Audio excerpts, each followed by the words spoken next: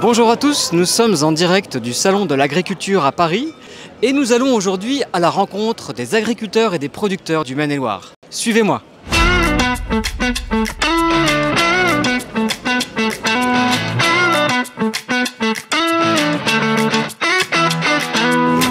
Bonjour monsieur. Bonjour. Vous êtes éleveur dans le département de Maine-et-Loire? Oui, tout à fait, oui. Je vois que vous avez un animal qui s'appelle Merveille, un nom prédestiné? Alors oui, Merveille, elle a toujours fait les concours depuis toute petite. C'est une vache qu'on a repérée avec sa mère dès la naissance. Et donc c'est une habituée du Salon de l'Agriculture puisqu'elle a gagné l'année dernière ici. C'est une race rouge des prés. Oui, la race rouge des prés, la race emblématique du Maine-et-Loire, née dans le Maine-et-Loire. Qu'est-ce qu'elle a de particulier cette race? Alors c'est une race qui est connue par rapport à son format, son développement.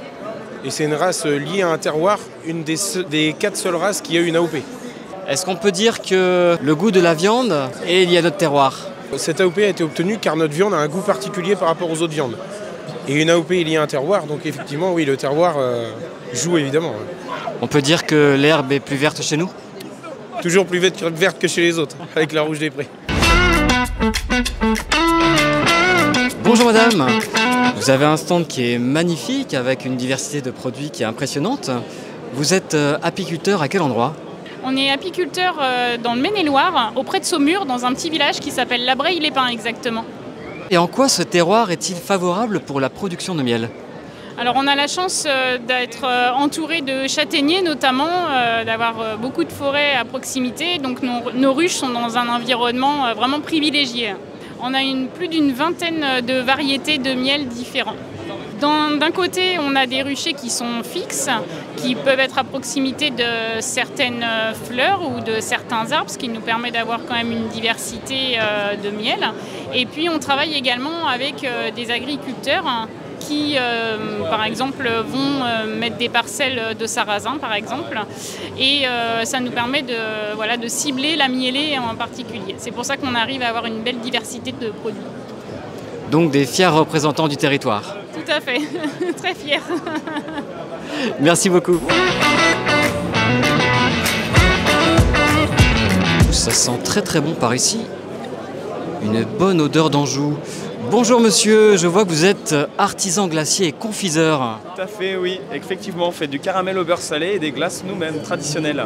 La spécificité de ces produits, qu'est-ce que vous pouvez nous dire là-dessus? Eh bien, en fait, on est les seuls à avoir cette recette. On fabrique des pains de caramel qui ne collent pas aux dents exceptionnellement. Et donc, du coup, on l'a décliné en plusieurs parfums, en temps du traditionnel caramel au beurre salé. C'est les fruits d'Anjou qu'on retrouve dans nos pralines, des noisettes et des noix qui viennent de Baugé et d'Angers. Et voilà, tout l'Anjou dans nos produits. Merci beaucoup et bon salon. Alors, le Maine-et-Loire. Bonjour, je cherche le stand du département de Maine-et-Loire. Alors là, je sais pas du tout où il est. Là, vous êtes sur le stand du rhum AOC Martinique. Ah, c'est pas mal aussi. Hein. Oui, c'est pas mal. Vous voulez goûter? On fait du jus de Ah bah oui. Vous voulez goûter? C'est pas là non plus. On s'approche, c'est pas grave. Nous avons ici un magnifique stand de producteurs de pommes, de produits en Anjou. Bonjour monsieur. Bonjour.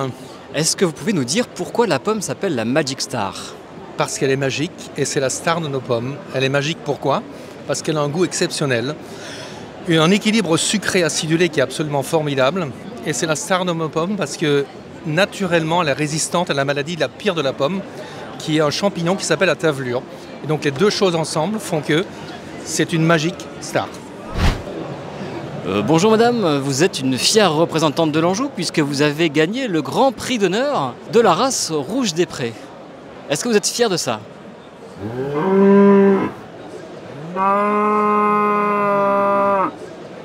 Alors, l'échalote, ah oui c'est là l'échalote d'Anjou. On va aller chercher. Alors voilà le stand de l'échalote d'Anjou. Bonjour messieurs, dames. Bonjour. Alors qu'est-ce qu'elle a de spécial cette échalote d'Anjou? C'est simple, c'est la seule échalote sur toute la planète où vous allez trouver dessus un signe de qualité officiel européen qui s'appelle l'IGP, l'indication géographique protégée.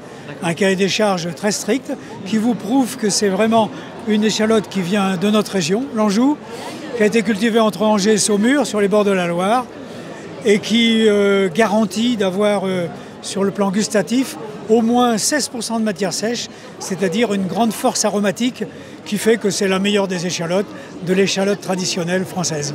Donc on peut dire très modestement que c'est la meilleure échalote du monde. C'est cela. Exactement. Très modestement, on est bien d'accord avec vous. Notre rencontre avec les agriculteurs du Maine-et-Loire se termine ici. Alors surtout un conseil, n'hésitez pas à aller à la rencontre de tous ces agriculteurs qui sont sur l'ensemble de notre territoire pour aller découvrir les produits de proximité, des produits de saison, des produits de qualité. Ils seront ravis de partager leur passion et de vous faire découvrir tous leurs produits. À bientôt.